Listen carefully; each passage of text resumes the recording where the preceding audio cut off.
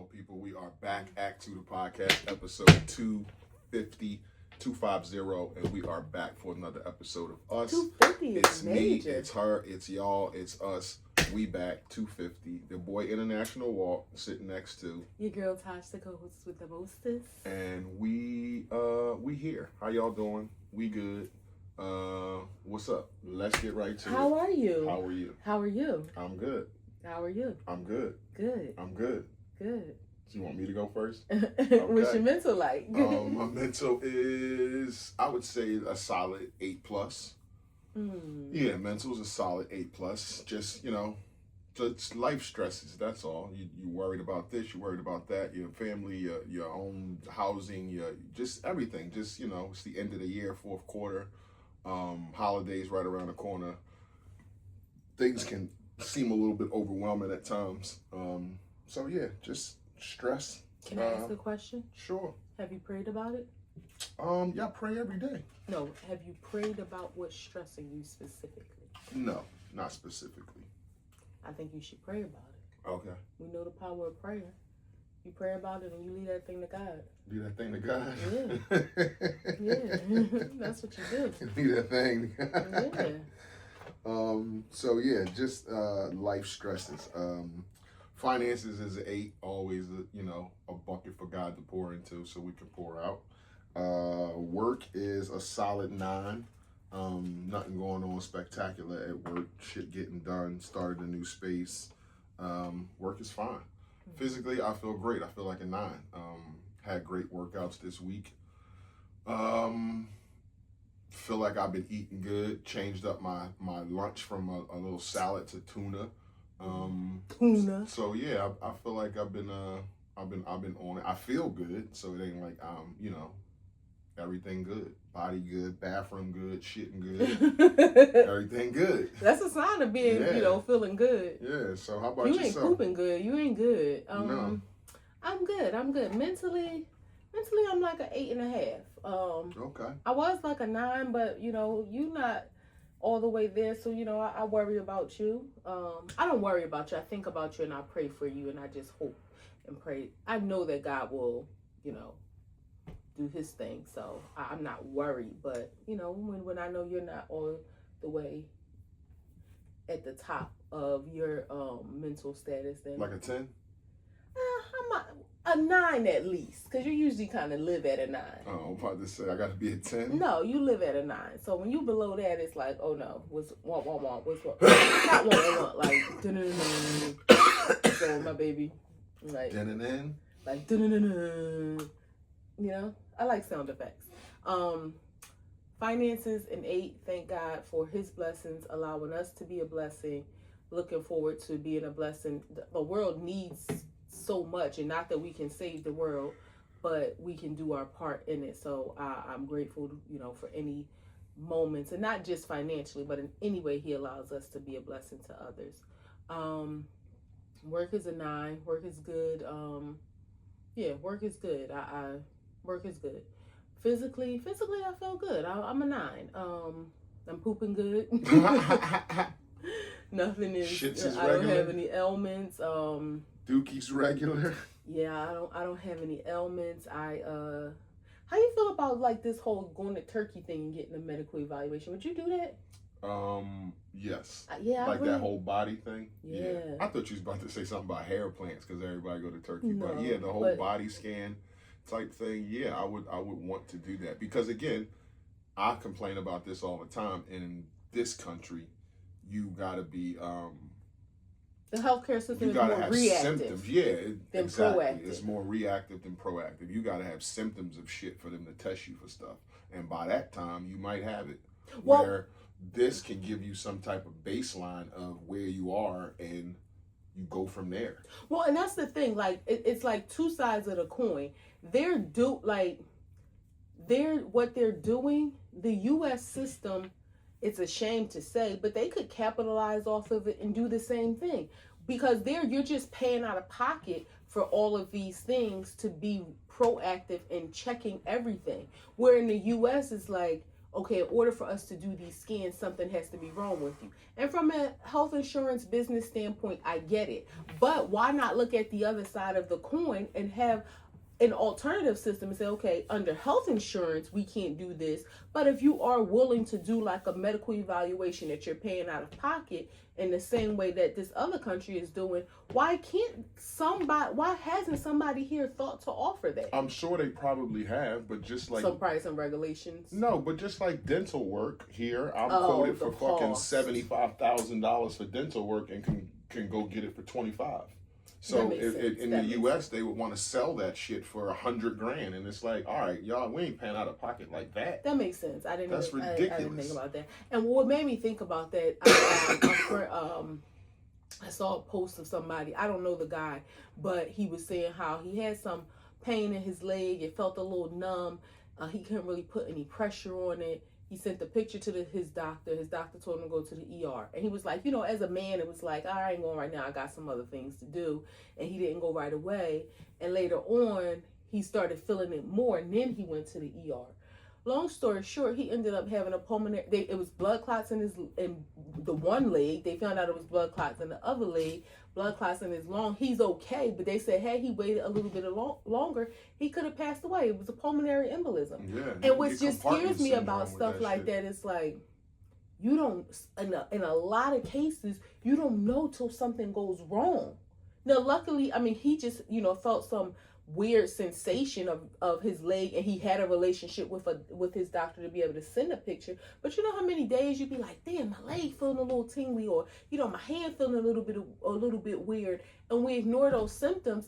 But you think like, damn, it's a shame, but most people don't know until it's too late. Yeah, that's the problem with being reactive instead of proactive. Yeah. And I think being reactive sets up pharmaceutical companies. Oh, absolutely. So that they can live and make money in billions of dollars, because it's like, hey, we're being reactive and we can help you with your ailment by helping you cope with it, not curing it. Exactly. You see these memes that say a pharmaceutical company been in business for 150 years and ain't cured one disease. Right. Not one, ain't cured shit. Pumped out millions and billions of pills, but ain't cured shit. Mm-hmm. That's a problem in this country. It's a huge problem. Yeah. What's your woes and woes for this week? My woes is just that sometimes life can just be a little bit stressful, mainly towards the end of the year, because a lot comes down on you, and then you starting off the top of the year. So it's like those last 4 months and first 2 months mean a whole lot, can set the tone for your year. Mm. So it's just stressful. It's very, very, very, very stressful. I'm going to try and do better and not let myself get wrapped up in that, as I did last year or in previous years. But that's just my woe, is that the fourth quarter is important, and it's stressful, even on all levels. I don't have to run a Fortune 500 company to care about the fourth quarter, but it's stressful. My wow is that I'm here. God still, take care of me, still makes a way. I still wake up every day, go to a job that I make plenty of money at, and come home to a beautiful wife. I come home to a warm, beautiful home. So I'm just grateful that although I can be stressed in other areas, I do want to take time out in my life and tell God what I am thankful for, all the things that he has blessed me with. So that's kind of my woe and wow. And just making it another week, just making it a full week, breathing, not stressed, no bad phone calls. Mm-hmm. My friends and family are doing okay. And that's it. How about you? Probably just gonna piggyback off of you. I'm not necessarily stressed, but when I know that you are, I've been asking you for the last couple of days, like, what's going on. I know my baby's energy is different. Not that you were mean or anything like that, but I could just tell you were more withdrawn, and in your head, in your thoughts, and I don't like that. I know how you process things. Another thing, I seen a video of this girl. She is, she's 40 now, and she was saying people stop stressing. She said she had she made the video because it was 1 year anniversary from when she had a stroke. She was like, in my 30s, at 39, I had a stroke. She was like, people say stress is real and you don't realize it, like how real it can be. She said she woke up one morning to get her kids ready for school and she did not recognize her kids. And so I guess like the typical stroke symptoms she didn't immediately experience, and she was like, anybody that disorientation is. She said, I was trying to get them dressed for school. I didn't recognize them. Next thing I know, I woke up in an ambulance, and I woke up again in the ambulance because they had to transfer me to a different hospital. And she was just saying, stop stressing. Like, it's real. It really can hurt you. And looking at her, she didn't have any impaired speech. I don't know if she did when it first happened, but she seems to have recovered. But her message was just about, she was like, I'm 40 now, but I was in my 30s. I wasn't 40 yet, and I had a stroke. So just gonna leave that there. My wow is just being blessed, with another week. Everybody didn't see, 7 days later from the last time we saw y'all. And I don't ever take that for granted. Like you said, our family is healthy and safe. Our friends are healthy and safe. And the world is in shambles in a lot of different areas of life. And I'm just grateful that, despite it all, God continues to keep us and bless us. Amen. Yeah, child. Let's get right to it. What's one thing about me that I haven't shared with you that you would like to know? That's a great question. Or that you think I haven't shared with you? I guess we talk about so much and more like, our childhood, our current events and things like that. But I wonder if there's anything you ever didn't ever ask me. Just didn't. I was. It's not anything I never asked you because I oh my God, I'm scared or I don't want to ask you. It's probably I didn't think about it. But if I have to think about it, I guess I would want to know what are your deepest fears? I don't think that's something that we've ever really discussed. Your deepest fears. What are your bad? And this is something I thought about myself. It's so funny earlier today or yesterday, but what are your bad dreams that you had that to somebody else may not be considered a bad, not a nightmare, but a dream that's just a bad dream. That's what a bad dream is, though. Well, no, because a bad dream doesn't have to be a nightmare. It could just be a bad dream. How do you distinguish that? For me, I've never shared this with you. I have this recurring dream. And when I say recurring, it could be once a month or something like that, maybe once a quarter. And it's from when it's so vivid. It's from when I was in college at Drexel, and I was in English class, and I was failing and trying to figure out how to catch up because I didn't want to drop out of school. And it was a thing where I had been. It almost mirrored my real life. I hadn't been in class a lot. I had been working a lot, but I had went to class and realized how far I was behind and just scrambling, and I was stressed and I was scared and I was sad. And in the dream, it feels so real. And when I wake up, it gives me a bad feeling. So that's why I say it's a bad dream for me. To somebody else, it's not a nightmare. Sounds like a nightmare to me. Well, I'm serious. I'm serious. Any type of dream you have when it's not pleasant, to me is a nightmare. I think of a nightmare of more terror, because you of being the word chased nightmare. or killed or something horror or something like that. But I mean, tomato. You might consider that a nightmare. So I don't have any bad dreams, and when I do dream, I barely can remember them. Okay. My dreams aren't vivid, so I don't have movie dreams where it's I can wake up and recall what I was dreaming about like that. I've never have been, except for the ones where you can't punch. Yeah, that's where it's I'm just swinging so hard and my punches are landing why is so that? So I don't know. But I hear that you can't talk or punch in dreams. Oh. So I don't know. I've had, this is very weird because I don't even like spank the kid, but I've had dreams like about the kids and like them doing something and me trying to like spank them in it. Just, it ain't, you can't get it off. But I didn't know that was like a universal thing. Yeah, I've Googled that before. Wow, But, okay. so what was I saying? You don't really have bad dreams. Yeah. I don't have bad dreams. One thing that I do think about, that I haven't shared with you, that like I kind of beat myself up about how about how bad, and I put that in air quotes, but how bad of a father I was.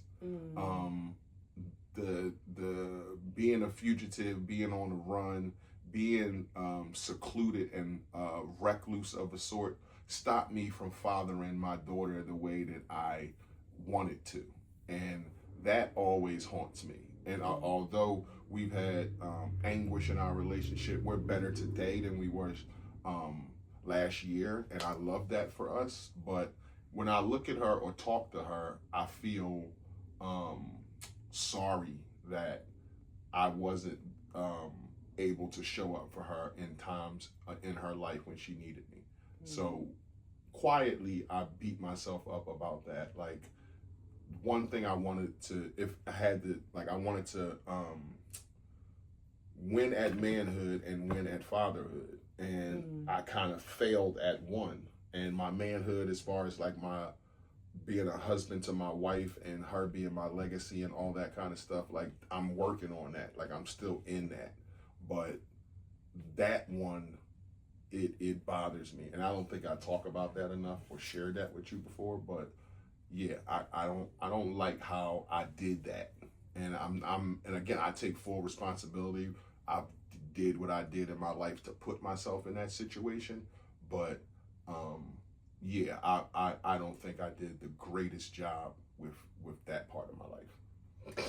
You haven't ever put words behind it, but I know that about you. So I know, like, you didn't, and you weren't a deadbeat. You weren't as present as you probably should have been due to the circumstances, due to your fear. Right. But I think me knowing your heart, it's not like it was a situation where you was just like, F that baby. Well, she's not a baby, No. but I'm saying that. But you know, like, you never not cared. Right. And I know that. I know that you were in a deep depression for periods of our life because of your inability to see her in the way that you wanted to. So you're right. You never verbalized it, but I knew it. I knew that, you know, now I guess I didn't probably know that now at this phase, you know, her being older, you being older, that it was something you still held on to. Do you feel like, no, you can't be a father to a 10, a 14, a 18-year-old, but do you feel like it's too late for you to still be a parent to her in the capacity that she needs you to be? I mean, she's 27. People still need their parents. Of course. I mean, we in our 40s, and I wish we I talk had about mine. that. Yeah. So I understand that. Yeah, I guess it's just I'm present with her now. Like, like I said, we're great now, and I'm happy about that for us, for me and her. But it's just like, yeah, I can be there as much as she need me to be, as much as I can be. Do you feel like you're still apprehensive though? Like you just said, you can be there as much as she needs you to be. Do you feel like you're not there as much as you would like to be? It's like you're waiting for her to need you instead of you just being the dad that you want to be. No. I don't feel like that. Like, okay. I think I am breaking into that, like being the dad that I want to be. Like, just not waiting for her to contact me or share something with me, or like that kind of thing, or just like sitting around just waiting for a call for money or something like that. Like, that's not the case. So, you know, I didn't mean it in that way, but I just, like, I know it, I didn't mean it necessarily in terms of communication, but I mean in whatever you want to. No, I don't feel like that now. I think I have more of an opening to do that now than I ever did. Okay. So yeah, and she makes a space for that. That's awesome. And I don't even think that she knows she's doing that, but I'll take it. That's awesome. You know, I'll take it. So yeah, I don't feel like the eggshells anymore. I don't, That's and I know awesome. what you meant by that, but I don't. This season in our relationship, I don't feel like the eggshells anymore. That's beautiful. I love that for you. Yeah, and for her. Yeah. To really be able to experience, you know, whatever it is that you want to be to her and what she wants you to be to her. So I love that for the both of you. Yeah. I was just thinking the other day, like, just thinking about her, like, damn, like, just used to live in my balls, right? And now you like a whole person who, you know, is in this world, and I brought you here.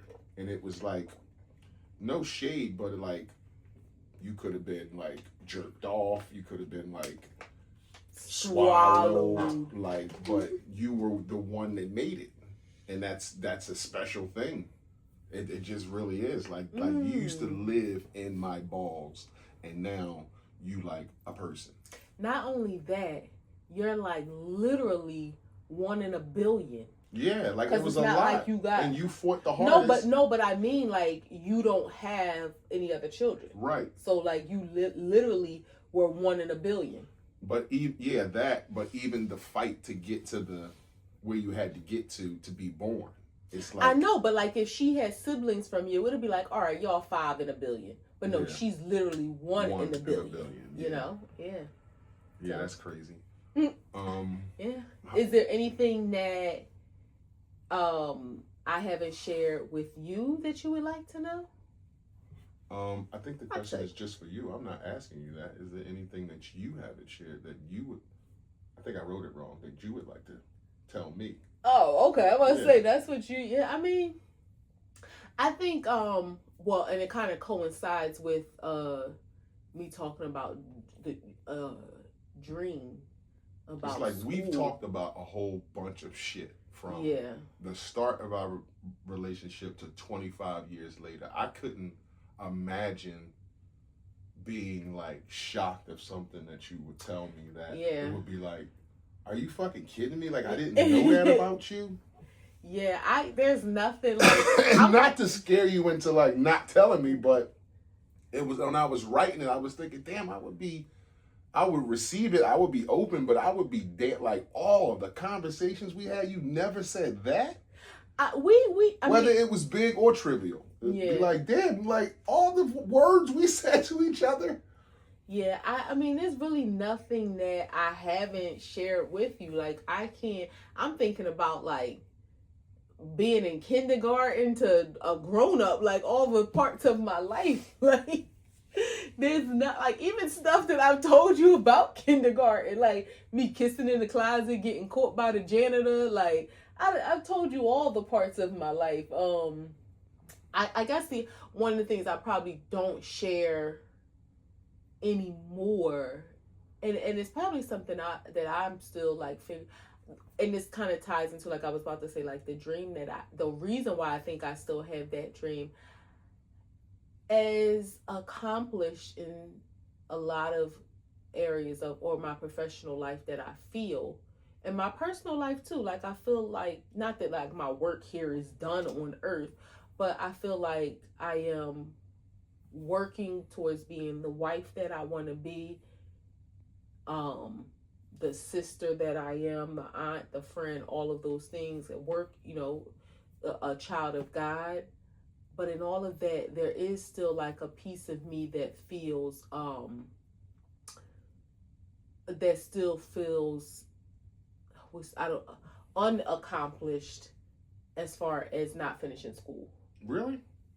Yeah, and it's it ebbs and flows because sometimes the feeling is stronger than others, but yeah, that's something that still, I don't want to say haunts me because it's not that deep. I think I can kind of understand what you're saying, because last week we had a similar thing where it was like if you could do something, and my answer was to revisit school just for the experience. Mm-hmm.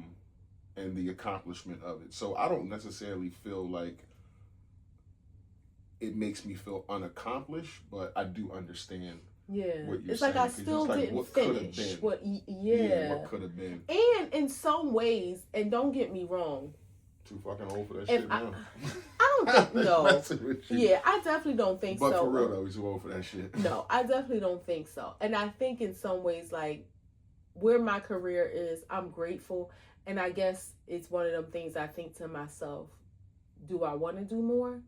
And for a long time, not having, finishing my degree hasn't held me back. But I do feel like I probably have reached the ceiling of where I am now without having a degree. And maybe I think that's what it is. It's kind of one of them, this is probably got to talk to the lady about this. It's probably one of them things where it's like, you don't tell me, I tell you. Probably because somebody puts limits on what I can do because of that, that makes me feel like, I don't know, like I'm being controlled. I don't know. It's your life and your career. So I receive what you're saying, but on the outside looking in, I don't see that. I see a person that went from A to Z without that and navigated and showed people that despite not having that piece of paper, I still can do your job and exceed your expectations. And you have shown that, which is why you have moved throughout your career the way you have. So just a person, a fan of yours outside looking in, I don't see that. I see a person that was like, okay, like you said, you don't tell me, I tell y'all. Y'all saying I need this, I'm gonna show y'all that I'm gonna be likable. People gonna want me to be in these positions, and when I get in them, I'm gonna show out. And I think you have done that. So I don't think you've reached the ceiling. So if that matters at all, my words, I don't think you've reached the ceiling. But I do understand what you're saying about the unaccomplished thing. I appreciate that. Are you the type of person to tell somebody like when you've done a good deed? This is circumstantial because we as people always say, don't be putting stuff on Front Street, but yet we do talk about some good deeds we do. So I think it's circumstantial where, say, your task stuff, you might want to keep that to yourself, or it might be a situation where they might need some pub, they might need some awareness. Yeah. So you might say something or share something to say, hey, I'm doing this, does somebody else want to come and do it with me? Where that's okay, but you're also still doing the thing of putting it on Front Street. So it's like, what's the fine line between sharing the good deed of what you did and just keeping it tight? Because some people do things and don't ever tell, regardless if the place needs a little awareness or not. They feel like, okay, that's not my place to be the promoter, but I'm going to always give my time. Yeah. And they don't say anything. So you see people show up for shit and they never say a peep about nothing. And then you do see people who, like I said, if a place needs some awareness, you may, not necessarily you, but I'm just saying a person may share something or post something and be like, hey, this is what's going on. I need some help. Yeah, I think intent matters because it like you said, it could be, I'm sharing this because to encourage other people, not to be like, hey, look at me what I'm doing, but to encourage other people, or either, like you said, to get other people to participate if there's more of a need. But there is a fine line. Like, I don't really, like, if I'm talking to Toy and she's like, oh, you off today? And I'll be like, I'm coming from the, or I'm going there tomorrow. But I don't feel, and this this is a little weirdo in me too. I don't feel comfortable publicizing because I don't feel the need to do that. That's between me and God and those who I'm serving, and I don't need that accolade from anybody. And then also on a small scale, I don't want to be bothered with people that I know. I find myself like kind of sometimes in this social awkwardness phase. I like to be in certain spaces with people where I don't know anybody, so I don't have to talk to anybody. I don't have to engage. Like, I have to engage with what I'm doing, but I don't have to have the chit chat of somebody I know. I can kind of be me. Engulf yourself in it, yeah, and I don't have to, you know, and look out it's for a person. I was about to say it's my term. own fault because I always feel like I have to not I feel like I have to, but you know, if it's somebody there with me that I know, I'm gonna make sure they are yeah, they like comfortable. I brought you along, make sure we eat, you know, and you got to worry about all that good. stuff. Yeah, and I don't want for me it's like it's quiet time mentally. I feel like you watched somebody like that was your outing. We went there and I watched and made sure you was okay, and then we left. It's like as busy as I am and as noisy as it is, mentally I don't have to worry about doing anything except for what I'm doing. I don't have to worry about if anybody's okay. My husband knows where I am. I don't have to answer my phone. Like, you know, it's kind of dual purpose. Like, but the real primary reason is I just don't feel comfortable. It's like, you know, giving somebody money on the street or something like that. Like, you just shouldn't. You shouldn't. And the Bible says that we shouldn't. You know, I'm not a Bible thumper. I don't even remember the verse, but I know it's there. I read it before. and you also have to realize that when you do, if your intent is good, just because of people, even when you do, how it's going to be taken. Yeah. People are going to take it for boasting or bragging or trying to say that you're above every, you know, like that's people. Like, even though it's good intent and it's for awareness, people can take it like that and will take it like that.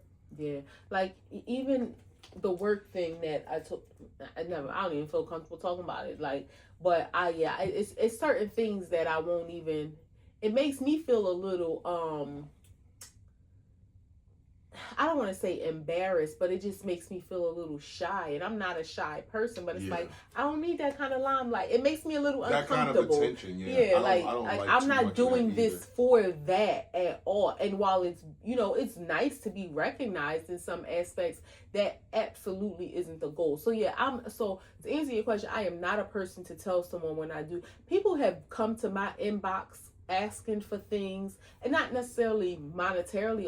There have been some monetary requests, but not monetarily all the time, but just whether it's a job, you know, somebody asked me before if I had any information about rental assistance, and I would never crack a word to anybody about that, because I wouldn't want to put nobody's business on Front Street like that. Like, that's not cool. And the fact that somebody would think to ask me, like, I'm not a person that, like, yeah, you know this about me, like, talk behind people. Like, I wouldn't want that to get back to nobody, that I was that kind of shady person. Mm-hmm. So, you know, not saying I want to be the resource for everybody, but it's like, oh, that's dope that somebody would look at me as a trusted resource in that respect. But yeah, I'm not the one to brag or boast about good deeds. And that is a real thing, the embarrassment of it, the shyness of it. Like, I remember in my professional life thinking, like, you know, motherfuckers don't see me, motherfuckers don't appreciate me, like, nobody never say thank you.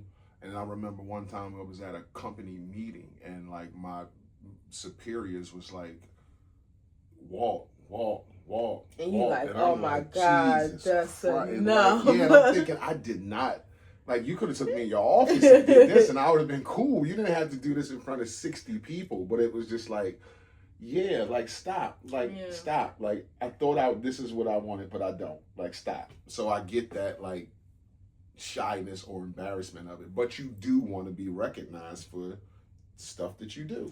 And I think it's a little bit different, too, when it comes to work than when it comes to good deeds. The thing I used to do on the bridge, I never shared that with people till, like, after the fact.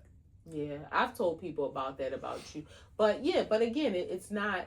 Yeah, I don't think it's cool that people do, because then it comes across, even, and see, this is another thing on social media. When people are doing good things, people say, oh, you know, you shouldn't be recording this but again, that's even a fine line, because sometimes those things encourage other people, like, and I can say this because this isn't something that we've done, but we thought it was a great idea. I think it was Milano, but I'm not sure if she started it, when people were going around slipping $20 bills into boxes of diapers, so that moms, you know, you go grab a box of diapers, you know, I'm sure that $20 can come in handy. So her doing it, I didn't look at that as like, oh, she's boasting about doing a good deed, but it can plant a seed in somebody else's mind, and then that can spread to more people doing good deeds. So that's why I feel like intent really matters. Are you doing this just to be like, now look what I'm doing, or are you doing this because you really want to magnify the good deeds? Mm-hmm. So that definitely matters. Do you believe everything happens for a reason, or we control our own destiny?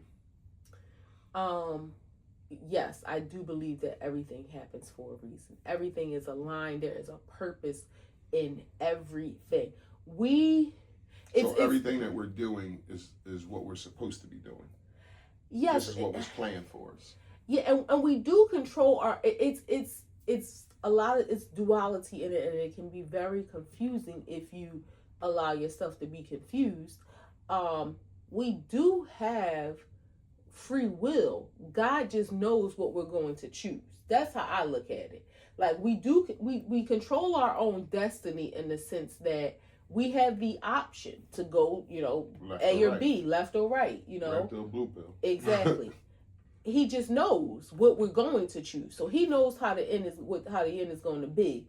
We just don't know, and we're just going along. But I do believe everything happens for a reason. I think there's duality in it too, and I think two things can be true at the same time. I think, although I'm starting to hate that phrase, but I think everything happens for a reason, and I also think that we have total control over where we end up.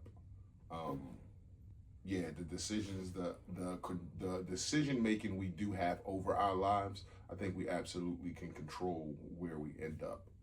But I also think there's a higher power placing things in place. There's certain things we can do and put together, and there's certain things we can't do and put together. So I believe every day we get up and we do the things that we can do and the things that we're responsible for, and we pray to God to do all the other things that we can't do and can't control. So right. I think like it all aligns together. Like you said, there's duality and everything happening for a reason, and him planning out, like you being born and him knowing the day you're going to leave. And then you being down here and having the option of picking up a gun and killing somebody. So I think it works hand in hand. Yeah, and we learned from our therapist a same rationale, but just a different way of saying it is it had to happen that way.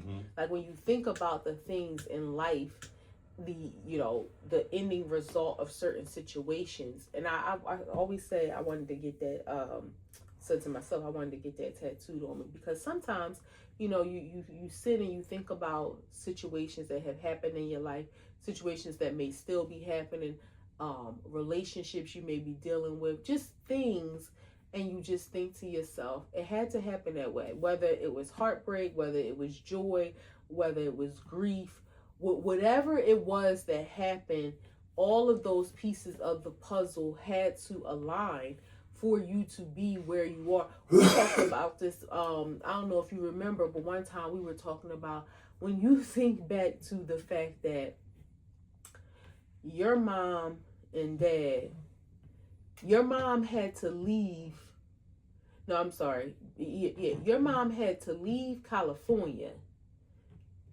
to drive back to Philadelphia to move in with your nana, to eventually move into the house that y'all grew up on. My parents had to go to high school together. Even when you take it back a little bit further, I just think like my grandpa had to come from North Carolina, move to Norris Street with his brothers, where my grandma and her sisters were living, and they had to meet.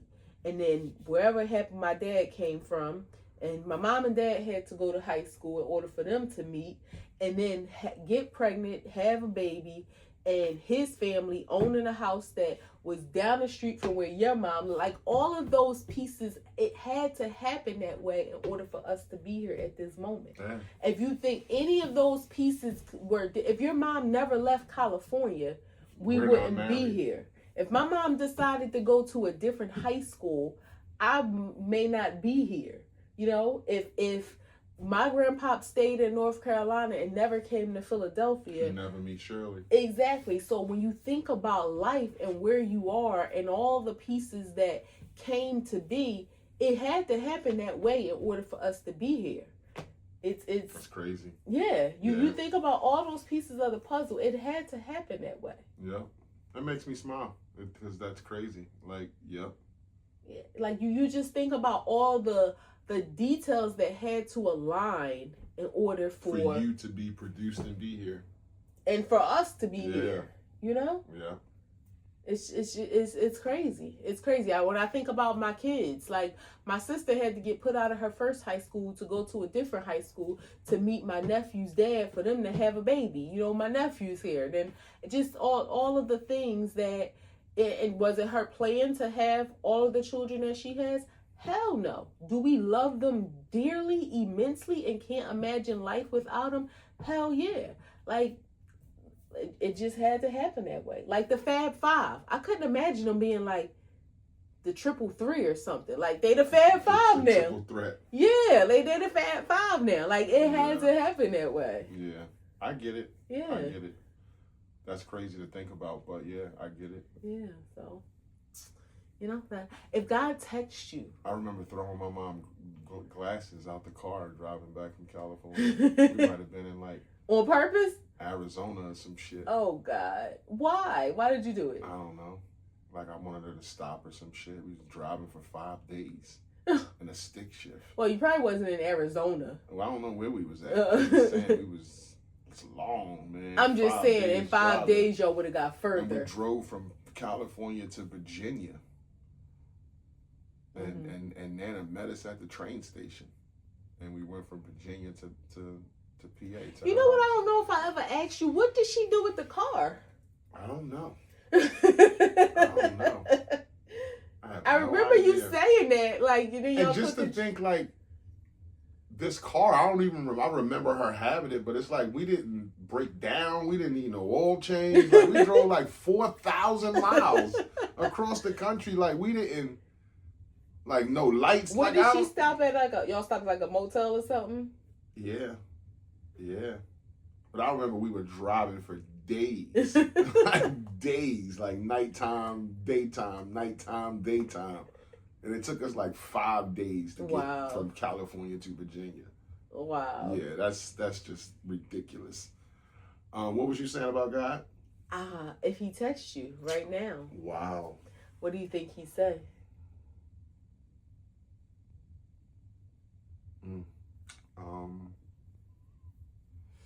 Ding ding. No, I think he would say. No, I'm saying ding ding. That's the text message. On my text and go. Yeah, yo, God whispered at you. Woo. Shit. I think he would say.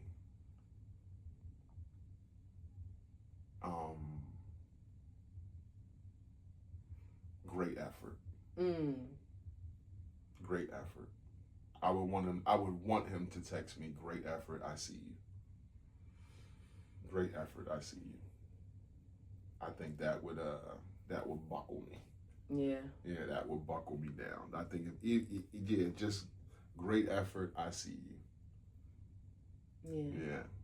Knowing that you're seen by God, yeah. like that's great effort, I see you. Yeah.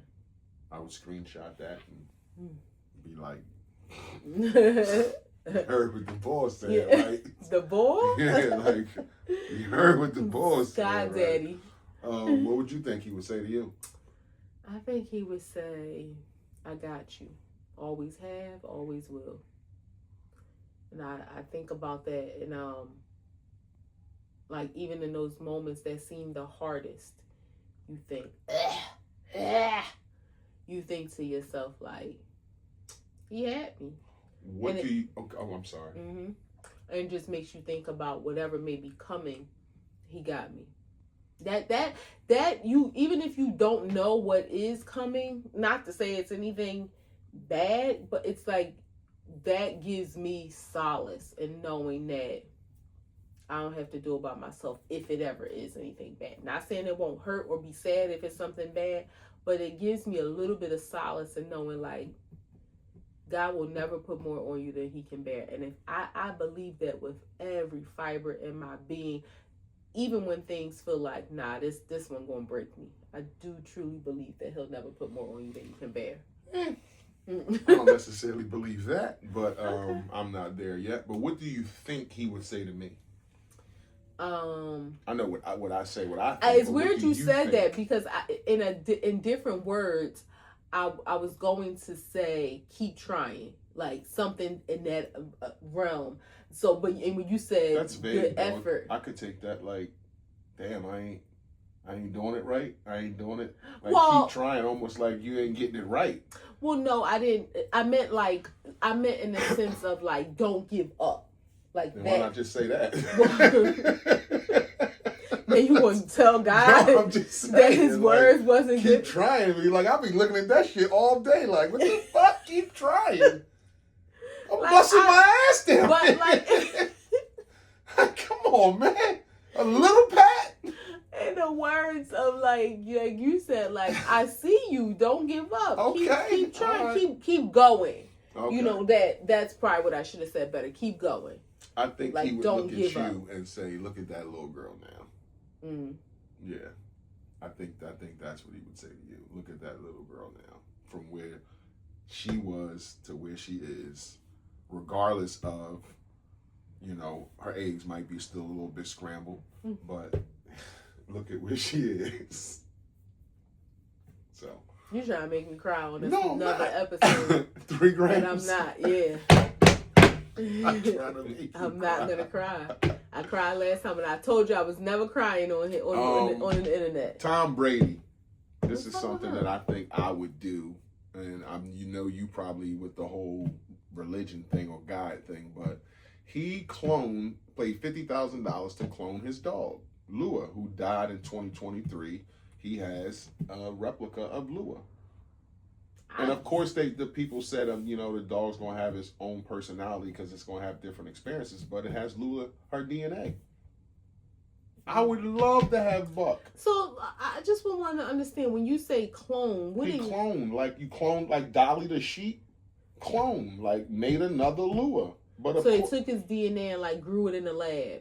It wasn't like an IVF. Before she died, he knew she was sick. They took her blood, took her DNA, and made another dog. Wow. Once she passed. I would thinking about Buck, I would want and we always say that we want another dog. Is it Buck? Like, is it gonna be like Buck? Like, I would want, and I understand the dog won't act like Buck, but it'll have its own personality. It'll be learning us. It'll be in the house for the same, but it's got his DNA. But it'll be like, these people are nice. These people are you got to take care of these people. But outside of the whole religion and reincarnate, like, that's where I thought you was going. No, outside of that, I would be a little afraid that like it would like glitch one day or something and attack us or something. Dolly the sheep never glitched. That was the first clone. I told you what happened about me and cloning. So if we had Did I tell you that story before? No. What? The first time I ever heard that they cloned something, and I was a kid, and I cried so bad. That was just like so bad to me. If you had to choose between cloning your pet or taxidermy, which would it be?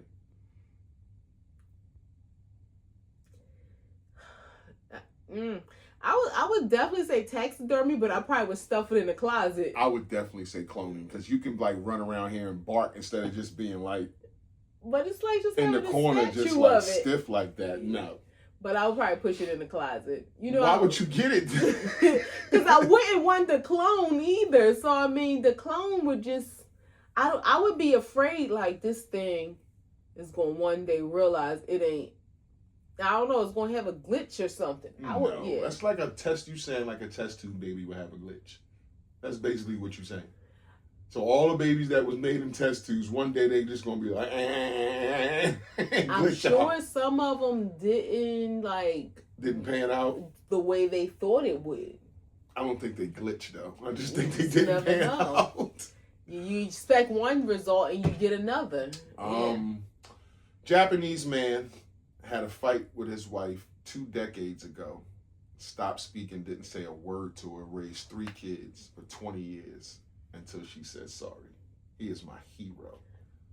I'm just saying. I'm telling the lady, no, that is so toxic. It is toxic, but I'm just saying, for a man to stand on business like that and not lose his family, still go to work, come home, raise his 3 kids, but that shit you did, it's up until you say sorry. Like, until you say sorry. You know, we talked about last... Hold on, let me land my plane. And for her to know that 20 years later, all it took was, I'm sorry, and you held that in all these, for 2 decades, and now they speaking and everything's good. The picture of them is like they happy as hell.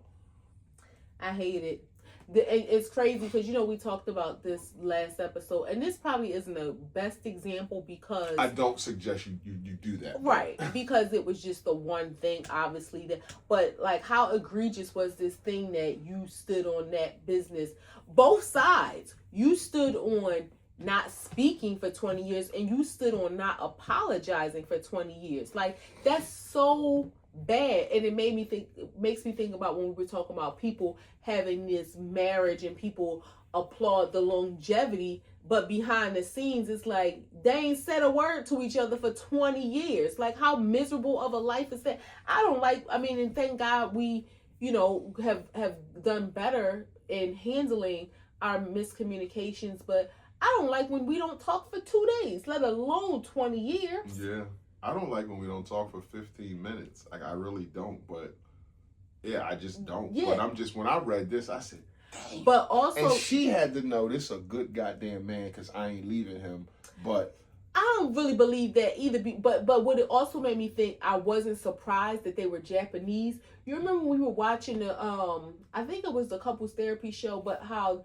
like that culture, they aren't loving. Like the man was saying his dad never said I love you. His dad never, like, they go to work, they handle the business, the household financially, but it's not a nurturing environment. So the kids probably didn't feel like they was missing anything. But you think about the... Do you think that's like that with the husband and wife?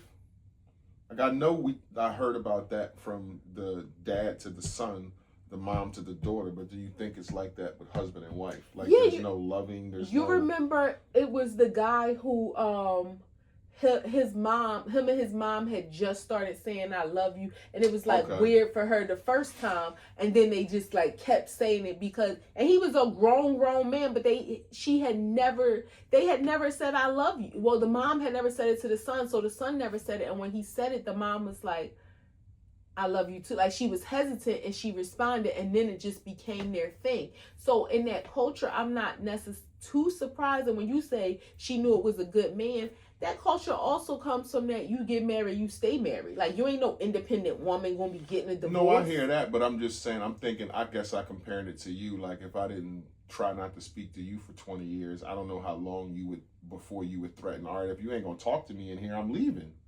Like, I'm not going to be in here. Never not like, how long would that take? But I'm just saying, hypothetically, how long would that take? 6 months, a year before it'd be like, this motherfucker ain't say nothing to me. He come home, he come in the house, like... Well, we're going to go to the lady. Definitely got to go to the lady. Yeah, like, he ain't talk to me. That's emotional abuse. That's abuse. And the therapist told me that, and I believe it. I believe it too. Especially when you withhold it because you know it's hurting the other person. Yeah, I believe it too. So, yeah. I'm on board with that. And when I saw that, I said, damn, 2 decades? Yeah, that's crazy. And the picture today, they like cheesing, smiling together, but it's like, damn, something happened. And y'all probably argued over some frivolous shit. Yeah. Wasn't even nothing big. And yet y'all stayed together and raised 3 kids. And then one day it was just like, I'm sorry. It's like, and them come damn here, kids baby. Growing up, never seeing mom and dad hug, kiss, no affection. That's crazy. Like, wow, yeah. That's crazy. And imagine if they got grandkids now and the grandkids come over and it's like, Grandma and Papa don't talk to each other. Well, I know if in that culture, if that's what it is, I know the men like look at him like, man, you the ace boo. Like, you are a hero, bro. 20 years? That's crazy. Like, 20 years? This shit could have been over some shit about the grill or something. Like, 20 years? She made the rice too hard. Damn, like, 20 years. You like, nah, that shit you did. I ain't got no words. Yeah. Last gram. Costco is selling a 25-year supply of food for $3,000. Pull your phone out and tell me what you get for $3,000. 25-year supply Of food. All right, let's see. So this will include. So this will include pasta Alfredo, 432 servings. So pasta Alfredo. I guess, is it like dry? Mm-hmm. Okay. Cheesy macaroni, I guess like Kraft macaroni, 432 servings. Teriyaki rice, 216 servings. I'm not going to read all the servings.